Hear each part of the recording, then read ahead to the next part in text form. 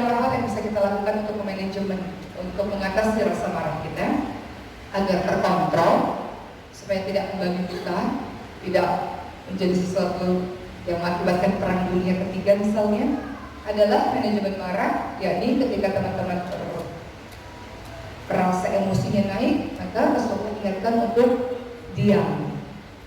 Terkadang kalau kita marah karena kita dikuasai syaitan, kita tidak sadar apa yang kita keluarkan dari lisan kita. Kita tidak sadar dengan apa yang kita lakukan. Orang dalam keadaan marah bisa saja tangannya bergetar, teman-teman sekalian. Pernah nggak? Mukanya merah. Bahkan sebagian perempuan nangis. Itu udah tahap marah luar biasa. Jadi Rasul katakan diam. Diam untuk menyelamatkan dirimu dan mengeluarkan kalimat-kalimat yang kau akan menyesal kalau kau sadar, atau menyelamatkan dirimu dari perbuatan-perbuatan yang tidak akan kau bayangkan mampu kalau bukan ketika kau marah. Jadi diam dulu. Kemudian ta'awudz billahi minasyaitonir rajim. Kau sedang dikuasai oleh syaitan, maka berlindung kepada Allah dari godaan syaitan yang berbisik saja. A'udzu billahi minasyaitonir rajim. Kemudian berikutnya silakan berwudu. Dalam keadaan sangat marah, berwudu teman-teman sekalian. Kau marah dikuasai syaitan atau setan yang teman-teman katakan terbuat dari api dan bisa dipadamkan dengan air wudu. Jadi silakan berwudu atau ubah posisi. Kau lagi dalam keadaan marah luar biasa, dari berdiri ke duduk, dari duduk ke baring. Semakin rendah posisimu, semakin sedikit kekuatanmu untuk melakukan hal-hal yang bisa mengakibatkan kau menyesal dan kau sadar nanti. Jadi ketika orang jahil menyapamu, artinya orang-orang yang bodoh menyapamu, kau tidak ikut-ikutan bodoh seperti itu. Kau tidak ikut-ikutan meladeni dengan kalimat-kalimat yang buruk, perbuatan yang buruk seperti itu. Bayangkan kau bersama. Dan apa sih ciri-ciri orang yang tawadhu itu? Kita disuruh untuk menjadi orang yang tawadhu, untuk menjadi orang yang bijaksana. Ciri orang yang tawadhu, pertama, dia pasti akan memandang rendah dirinya sendiri. Karena dia tahu dirinya bukan orang yang sempurna, dia tahu dirinya banyak melakukan salah, dirinya tahu dia banyak melakukan kekurangan dan kekurangan. Kedua, dia akan senantiasa menghargai orang lain, siapapun dia, apapun latar belakangnya, apapun profesinya. Dia akan senantiasa menghargai orang lain. Kemudian yang ketiga, dia akan mudah dalam menerima nasihat orang lain. Teman-teman, termasuk ciri ketawadhuan dari teman-teman sekalian adalah teman-teman mau mendengarkan saya berbicara. Padahal di sini banyak ustazat, para guru-guru, atau ahli Quran, atau ibu-ibu yang punya pengalaman hidup yang lebih hebat, luar biasa. Tidak ada apa-apa yang dibanding saya. Tapi teman-teman mau mendengarkan. Termasuk itu adalah ciri dari tawadhu. Kalau tidak tawadhu, lawan karena tawadhu sombong, nggak mau dengerin omongan orang. Jadi kita dengar apa yang dia sampaikan, bukan siapa yang berbicara. Kalau selama yang disampaikan adalah benar. Sebagaimana waktu 2011 saya mengaji di penjara, teman-teman sekalian, untuk lapas wanita. Selama 2 tahun saya berada di sana di musola. Jadi di dalam penjara itu ada musola, saya mengisi di sana. Dan ada berbagai macam nasihat-nasihat kehidupan yang saya dapatkan dari teman-teman yang tinggal di sana. Nasihat-nasihat kehidupan, nasihat-nasihat untuk jangan terpancing emosi, nasihat-nasihat untuk tidak lari ketika ada masalah, melakukan hal-hal yang penuh maksiat. Itu saya dapatkan pengalaman hidup di penjara. Jadi mudah menerima nasihat dan siapa saja selama apa yang dia sampaikan benar. Itu teman-teman sekalian, ciri orang tawadhu. Sayyidina Ali Zainal Abidin, cicitnya Rasulullah SAW, pernah mengalami sebuah kejadian yang tidak mengenakan. Karena pada suatu ketika di tempat umum, tiba-tiba ada orang yang caci maki beliau. Kita kalau dicaci maki orang, diteriakkan, dibentak-bentak orang di depan umum kan malunya luar biasa. Itu teman-teman sekalian. Sehingga pengawal-pengawalnya, orang-orang sekitarnya tentu merasa marah dengan orang yang mencaci maki beliau. Kurang ajar sekali orang ini. Namun kata Sayyidina Ali Zainal Abidin, apa yang dia sebutkan tentang saya? Hanya kekurangan saya sedikit saja yang dia tahu. Kekurangan saya yang lebih banyak, dia tidak tahu, sudah Allah sembunyikan. Kata Sayyidina Ali Zainal Abidin tidak pernah memancing emosi, teman-teman sekalian. Ketika ada seseorang yang menghinanya seperti itu. Sama seperti Rasulullah SAW, ingatkan ketika Rasul sering diludahi, bayangkan, oleh seseorang tiap hari. Sampai pada suatu ketika orang itu tidak ada di tempat itu, tidak lagi meludahi Rasul. Sampai Rasul tanya, mana orang ini? Ternyata orang yang sakit. Dan Rasul mendatangi menjenguk orang yang sakit yang buta, ingat kesannya bagaimana Rasul menyuapi beliau, walaupun pengemis Yahudi yang buta tersebut marah-marah dan mengatakan jangan dekat-dekat dengan Muhammad. Muhammad itu orang yang buruk, orang yang membawa agama yang dusta dan sebagainya. Tapi Muhammad tidak tersinggung sampai Nabi Muhammad SAW wafat, kemudian diganti oleh Abu Bakar. Sang pengemis Yahudi yang buta mengatakan, mana yang selama ini menyuapiku, yang selama ini menyuapiku orang yang sangat lembut, kau tidak lembut seperti dia. Abu Bakar menangis. Abu Bakar mengatakan, yang selama ini kau caci maki, selama ini menyuapimu.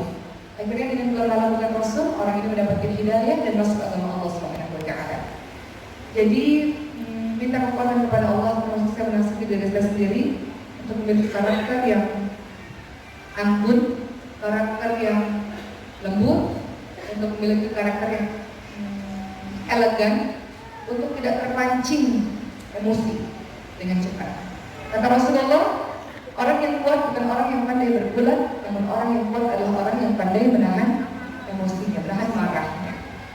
Ya, jadi kita bukan jadi seorang yang berteriak-teriak di tengah jalan, bukan.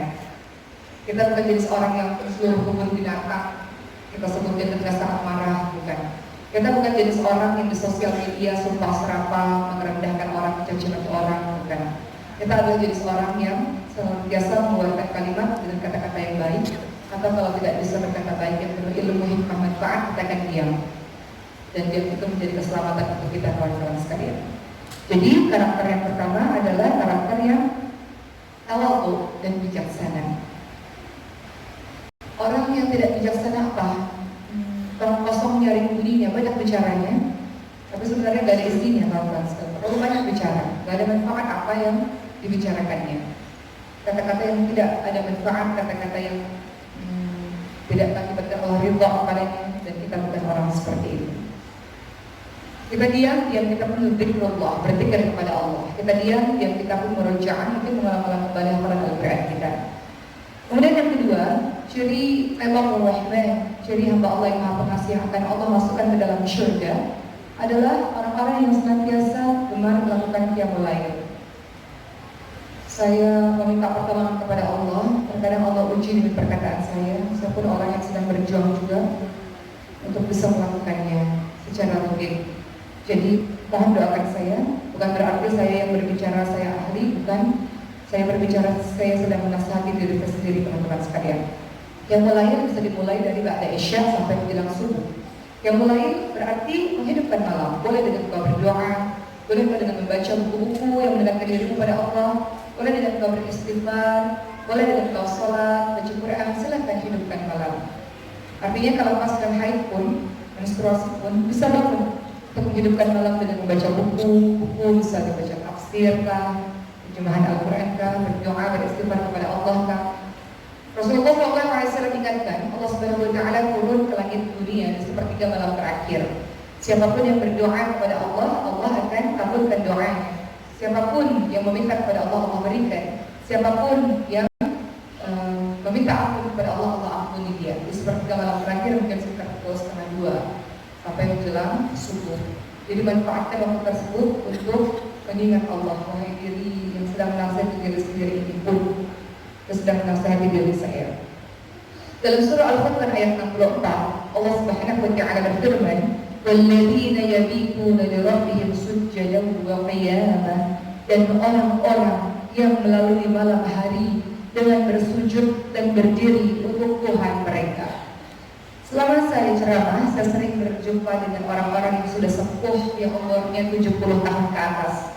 Terkadang jemaah saya bukan hanya anak muda, ibu-ibu, tapi juga para nenek-nenek. Dan saya yakin ada di sini juga nenek-nenek, ya kan? Dan saya selalu tanya pada nenek-nenek, saya selalu tertarik dengan nenek-nenek yang umurnya 70 tahun ke atas. Ada yang umurnya 70, 80, 90 masih datang pengajian. Biasanya saya tanya, Nek, apa sih rahasianya bisa kuat? Kuat loh. Kemarin saya ceramah di sebuah negeri di Malaysia, Tawau. Ada seorang datuk, ingin live juga, mungkin beliau dengar juga. Umurnya 70 tahun, ya Allah, kuat. Jadi ketua sebuah acara yang didatangi ribuan orang. Masya Allah, saya kagum sekali. Saya tanya kepada beliau, dan juga kemarin saya ceramah di pesantrennya Ustaz Arifin Ilham. Ada ibunya berumur 70 tahun. Saya juga tanya pada beliau, apa sih rahasianya gesit, sehat, kuat, kayak anak muda, ya Allah, kuat banget tubuhnya. Saya tanya, apa sih rasanya? Dan rata-rata orang yang sudah sepuh ini menjawab, selain pertama tenang, sabar, ikhlas, hatinya bersih, tidak banyak pikiran. Berikutnya adalah sholat malam, teman-teman sekalian. Tidak meninggalkan sholat malam.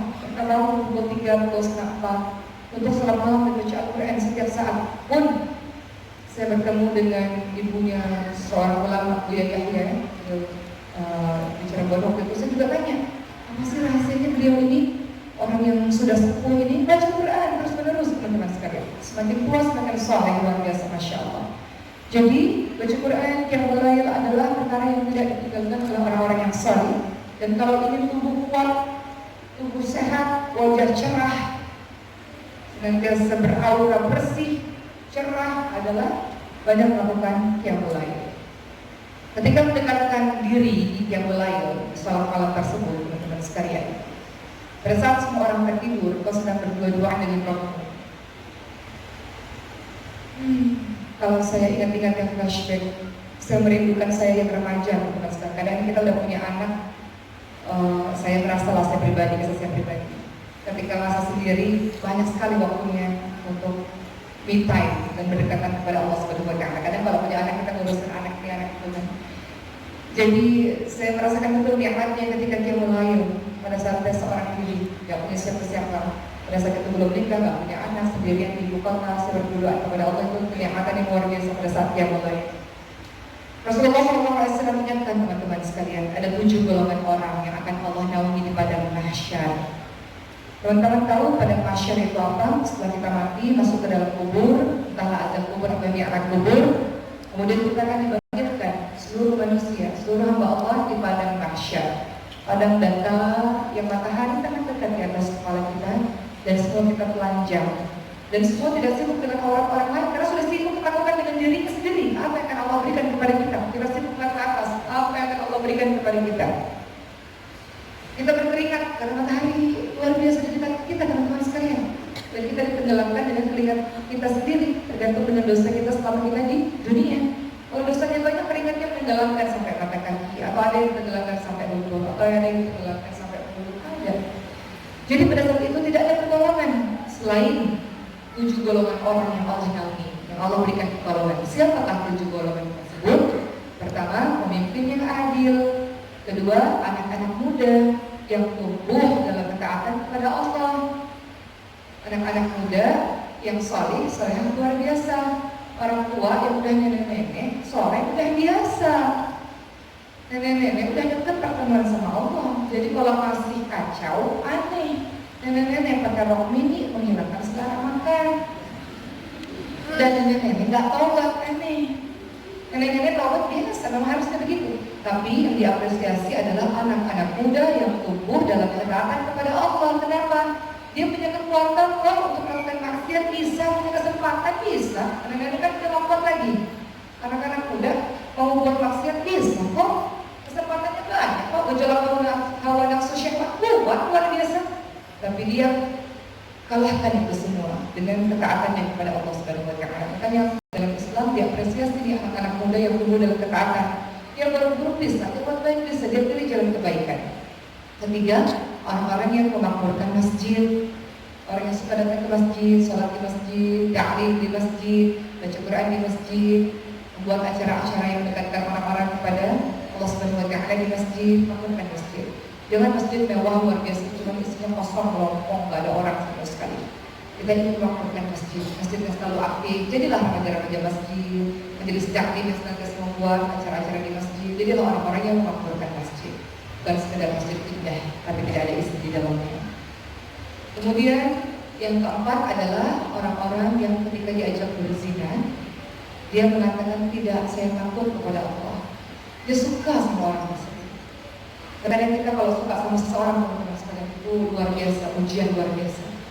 Kalau kita suka pada seseorang, kita ingin berdekatan dengannya, kita ingin bersentuhan dengannya. Fitrahnya manusia begitu. Kita ingin terus-menerus berada di sisinya. Tapi ketika diajak untuk langkah yang lebih jauh, dan kita katakan tidak, saya takut kepada Allah. Saya memang sayang kepada kamu, tapi saya takut kepada Allah. Saya lebih cinta kepada orang saya. Nabi Yusuf alaihissalam pernah digoda oleh Zulaikha. Nabi Yusuf alaihissalam tergoda tidak kira-kira? Tergoda, teman sekalian. Nabi Yusuf alaihissalam adalah anak muda yang tidak, bayangkan ini potensi untuk bisa buat maksiat besar, bisa saja Nabi Yusuf lakukan. Pertama, beliau adalah orang yang sangat tampan dan muda, gejolak muda yang luar biasa. Gejolak muda tentu beda dengan gejolak orang yang sudah tua, betul?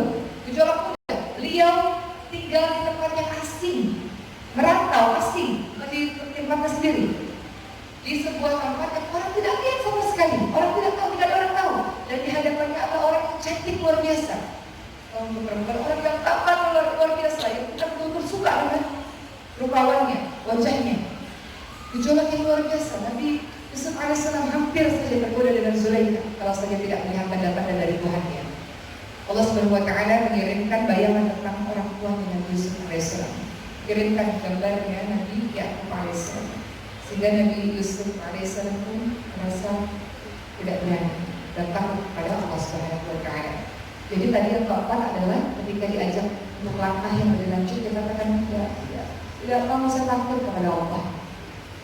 Tidak pesan saya teman-teman sekalian, kalau sudah mulai melangkah step by step, sudah mulai diajak oleh seseorang yang mungkin teman-teman saya ini, yang haram tentu saya dalam bagi Aisyah, bila lagi haram, kemudian kita katakan tidak, dan itu kita perjuangan luar biasa, kita mengalahkan hawa nafsu kita luar biasa. Saya takut kepada Allah. Ini yang diapresiasi oleh Allah. Kemudian yang kelima, mereka bertemu karena Allah dan berpisah karena Allah.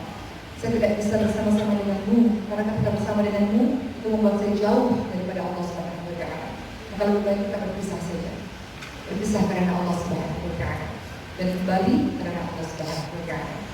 Kemudian yang keenam adalah orang-orang yang sedekah secara ikhlas lillah karena Allah, dan yang ketujuh adalah orang-orang yang menangis dalam kesendiriannya karena takut kepada Allah, menangisi dosa-dosanya, termasuk rasa teman-teman yang lain. Teman-teman menangis kepada Allah dengan kesendirian teman-teman. Inilah yang Allah senangi, inilah yang akan dinaungi oleh Allah di padang mahsyar nanti. Jadi pada saat yang lain, kau bisa saja berdoa kepada Allah, menangisi dosa-dosamu, mengadukan semua permasalahan kehidupan.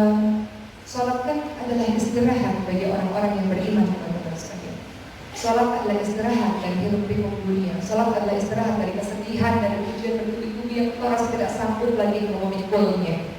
Nabi Muhammad ketika kehilangan istrinya, Siti Khadijah binti Khuwailid radhiyallahu anha, sekaligus kehilangan pamannya Abu Thalib yang sudah dianggap sebagai orang tuanya sendiri, sekaligus ketika dakwahnya di Taif tidak diterima, beliau dilempari kotoran hewan, dilempari batu. Apa hadiah Allah? Isra Mi'raj kan? Apa dalam peristiwa Mi'raj? Allah kasih hadiah berupa sholat. Jadi sholat itu menghibur hati kita. Karena ketika kau sedih, ketika kau rasa sakit, ketika kau rasa hampa, terpuruk dalam kehidupan, membaca sholat malam, minta kekuatan kepada Allah untuk Allah bisa menguatkan dan memberikan kau kesabaran, teman-teman sekalian. Saya cerita, teman saya memiliki ujian dalam hidupnya. Anaknya terkena penyakit leukemia umur 1,5 tahun, kemoterapi 3 tahun, lalu umur 7 tahun kena leukemia lagi. Beliau mengatakan, kalau saya nggak punya Allah, nggak tahu apa yang terjadi pada saya. Mungkin sudah terkejut dari lantai atas rumah sakit melihat keadaan anaknya yang sangat mencintainya dalam keadaan cancer seperti itu. Dia mengatakan, untuk saya punya Allah, untuk saya salat, untuk saya doa, Allah kasih saya kekuatan atas ujian kesedihan saya ini.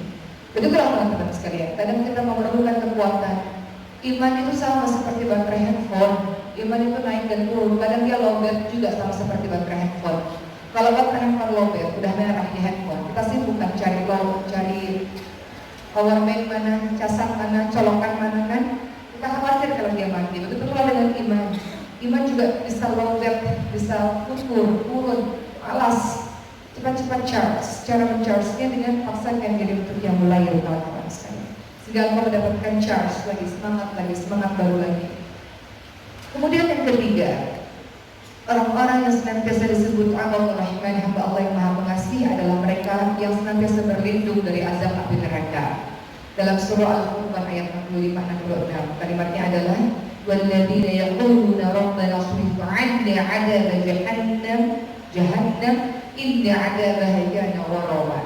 Dan orang-orang yang berkata, ya Tuhan kami, jauhkan azab jahanam daripada kami, sesungguhnya azab itu adalah binasaan yang kekal. Doa untuk masa depanmu di kehidupan yang akan datang. Jangan hanya doa, ya Allah mau kaya, ya Allah, ya Allah mendapat kerjaan, ya Allah, ya Allah mendapat jodoh, mendapat anak, ya Allah. Boleh, doa kehidupan dunia, tapi jangan lupa doakan untuk kehidupan akhiratmu. Wa ma hadhihi hayatud dunya illa lahu wa la'ib wa illa darul akhirati lahiyal hayawan. Kehidupan dunia adalah sementara saja, kehidupan abadi, kehidupan dunia sedang gurau permainan, kehidupan abadi adalah yang di akhirat yang lebih panjang. Setelah kita mati, masuk dalam kubur, masuk ke dalam padang mahsyar, kita masuk ke yaumul hisab, kita masuk ke tepian sirat, surga atau neraka. Masih panjang perjalanan kita teman-teman sekalian. Kita minta terus kepada Allah untuk dilindungi dari azab api neraka. Jangankan azab api neraka. Utsman bin Affan radhiyallahu anhu yang senantiasa melewati kubur saja menangis kuat sampai para sahabat bertanya, Utsman, kau ini kan sahabat yang dijamin masuk surga, kenapa masih menangis ketika melewati kubur? Ternyata Utsman mengatakan, aku takut dengan nasibku di kubur. Kalau mendapatkan kesusahan di kubur selanjutnya lebih susah, kalau mendapatkan kemudahan di kubur selanjutnya lebih mudah. Utsman yang dijamin masuk surga saja ketakutan memikirkan masa depannya di kubur. Maka kita pun harus begitu, karena kita tidak akan pernah sanggup berada di neraka jahanam. Dan Allah tidak menginginkan kita masuk neraka jahanam. Kita yang melemparkan diri kita masuk ke dalam neraka jahanam. Pada suatu ketika dijelaskan dalam sebuah hadis, Rasulullah SAW berkumpul dengan para sahabatnya setelah selesai perang. Dan pada saat itu ada seorang ibu yang kebingungan mencari bayinya. Ketika bertemu dengan bayinya, dia langsung buka baju tanpa rasa malu lagi menyusui anaknya. Begitu sayang sang ibu ini luar biasa. Semua ibu pasti sayang pada anaknya. Maka Rasul katakan, bagaimana kalau anak ini kita lempar ke dalam api? Apa yang dilakukan oleh ibu ini? Tentu saja ibu tersebut tidak mungkin sanggup untuk membiarkan anaknya dilemparkan ke dalam api. Ibu ini tentu sangat sayang kepada anaknya. Maka Rasul katakan, Allah Subhanahu wa Ta'ala lebih menyayangi hambanya daripada kasih sayang seorang ibu kepada anaknya. Allah tidak ingin kita masuk neraka jahanam. Kitalah yang memilih jalan untuk masuk ke dalam neraka jahanam. Rasulullah SAW betul-betul mengingatkan sebelum wafatnya untuk berpegang teguh pada Quran dan Sunnah. Rasulullah SAW betul-betul minta kepada Allah, ya Allah, untuk umatnya datang ke telaga Kautsar, dikasih minum di telaga Kautsar dari pada mahsyar. Rasulullah betul-betul minta kepada Allah, selamatkan ya Allah umatku pada saat kita menjalankan titian sirat, sebuah jembatan yang terbentang di atas neraka jahanam yang lebih tipis daripada rambut, lebih tajam daripada pedang. Rasulullah betul-betul minta agar kita diselamatkan oleh Allah. Namun kita sendirilah kawan-kawan sekalian yang memilih jalan untuk masuk ke dalam neraka Allah Subhanahu wa Ta'ala. Maka saya berusaha untuk tidak masuk ke dalam neraka jahanam. Kau doa agar Allah lindungi kau dari neraka jahanam. Biasanya teman-teman baca saat tasyahud akhir sebelum salam, doa yang sudah teman-teman hafalkan, Allahumma inni a'udzu bika min 'adzabil qabr wa min 'adzabi jahannam wa min fitnatil mahya wal mamat wa min syarri fitnatil masiihid dajjal. Teman-teman, doa itu kan yang artinya sesungguhnya aku berlindung kepada Allah dari siksa kubur, aku berlindung kepadamu dari neraka jahanam, aku berlindung dari fitnah kehidupan setelah mati, aku berlindung dari kejahatan fitnah al-masih dajjal. Hadis riwayat Bukhari Muslim. Hafalkan doa itu dan baca doa setiap hari agar engkau berlindung dari neraka jahanam. Yang keempat, ciri Allah Rahman berikutnya adalah pertengahan dalam membelanjakan harta, tidak kikir, tidak boros. Dalam surah Al-Furqan ayat ke-67. A'udzu billahi minasyaitonir rajim. Walladzina idza anfaqu lam yusrifu wa lam yaqturu wa kana baina dzalika qawama. Dan orang-orang yang apabila membelanjakan harta, mereka tidak berlebihan, tidak kikir dan tidak boros. Mereka berada di tengah-tengah. Sebelum saya lanjutkan, saya akan ingatkan perkataan dari Ali bin Abi Thalib. Beliau mengatakan, ikatlah ilmu dengan tulisan. Karena semakin kita memanfaatkan indera kita, semakin kita ingat teman-teman sekalian. Kemarin saat saya ceramah di Pekanbaru juga, ada seorang nenek 70 tahun. Beliau mencatat secara lengkap semua ceramah saya. Sampai beliau datang lagi setelah selesai ceramah, datang ke meja saya, beliau mengatakan, tadi yang Ustazah bilang itu apa tadi yang ke-8 Ustazah? Saya tidak dengar. Tolong dicatat Ustazah. Dan saya sangat menghargai teman-teman sekalian.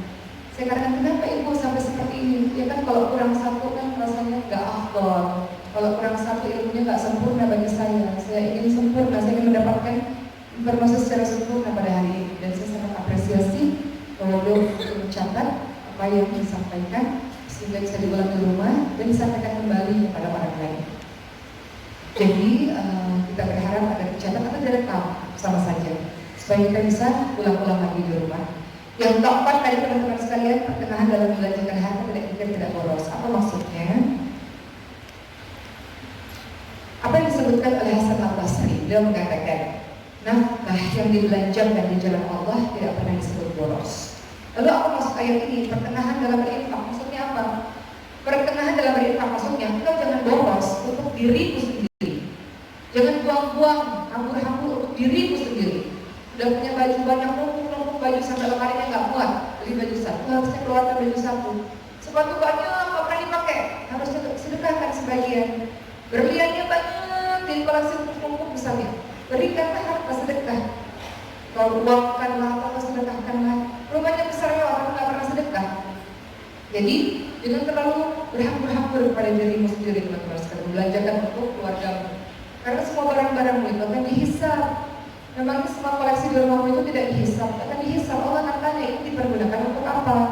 Makanya baju-bajumu yang kau miliki pastikan semuanya pernah dipakai untuk ibadah kepada Allah Subhanahu wa Ta'ala. Supaya nanti kalau dihisab dia bisa ngomong, bisa berbicara kepada Allah, ya Allah saya pernah dipakai ngaji ya Allah, saya pernah dipakai sholat ya Allah, saya pernah dipakai majelis ta'lim ya Allah, apapun itu. Jadi jangan berhambur-hambur untuk diri sendiri. Di antara kita pasti ada orang-orang kaya, ada orang-orang yang Allah berikan kelebihan harta. Tapi engkau tidak sekaya Abdurrahman bin Auf radhiyallahu anhu, sahabatnya Nabi. Beliau sangat kaya raya, triliuner, uangnya sangat banyak, tapi sangat sederhana dalam hidupnya. Beliau berpakaian sederhana saja.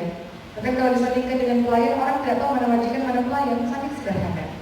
Apakah boleh pakai baju bagus? Boleh. Innallaha jamilun yuhibbul jamal. Allah indah dan menyukai keindahan, tapi sesuai tempatnya. Tidak mungkin ibu datang ke masjid, tiba-tiba ibu pakai berlian satu seluruh jari pakai berlian, digelang, di tangannya semua penuh berlian.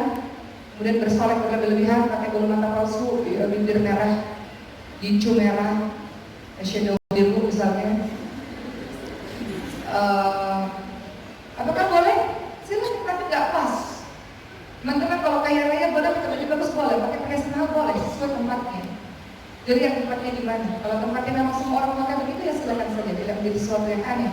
Tapi kalau sekiranya di masjid, tempat-tempat yang tidak, yang kau mencolok sendiri, khawatir masuk dalam golongan kau sedang memakai pakaian syuhrah, pakaian popularitas, pakaian ketenaran.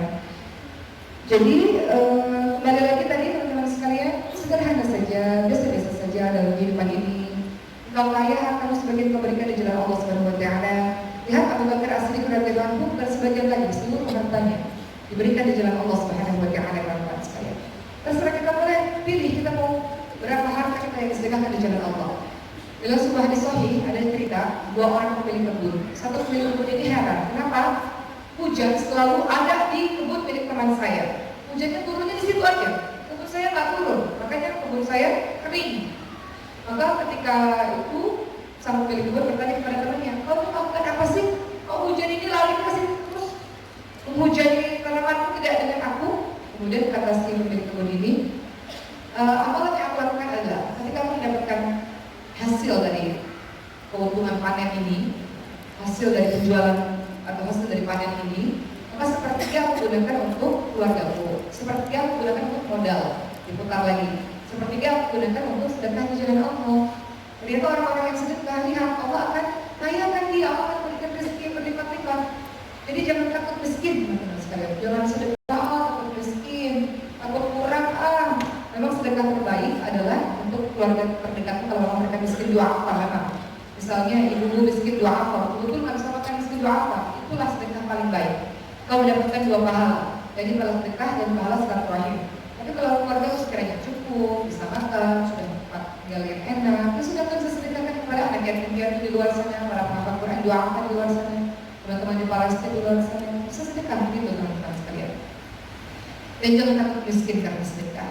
Syaitan akan mengatakan jangan sedekah, kau akan miskin. Syaitan akan memberikan was-was kepada dirimu, tapi Allah Subhanahu wa Ta'ala menjanjikan yang lain.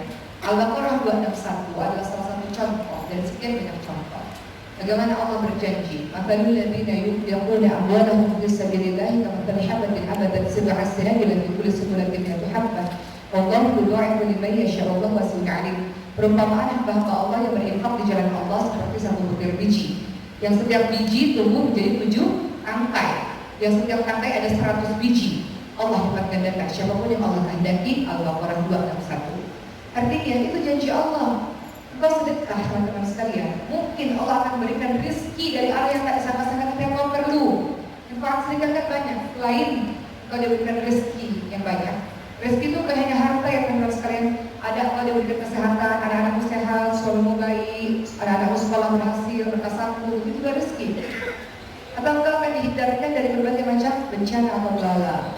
Misalnya teman-teman keserempet mobil, kemudian motornya saja yang terperangkat, harusnya mungkin tubuhmu yang juga terkena, tapi karena sedekah menyelamatkanmu sehingga mobilmu saja yang terkena goresan. Mungkin itu sebab sedekah sehingga dapat menolak bencana, menolak bala. Begitulah teman-teman sekalian. Dan yang kelima, tidak berbuat syirik, tidak membunuh dan tidak berzina. Dalam surah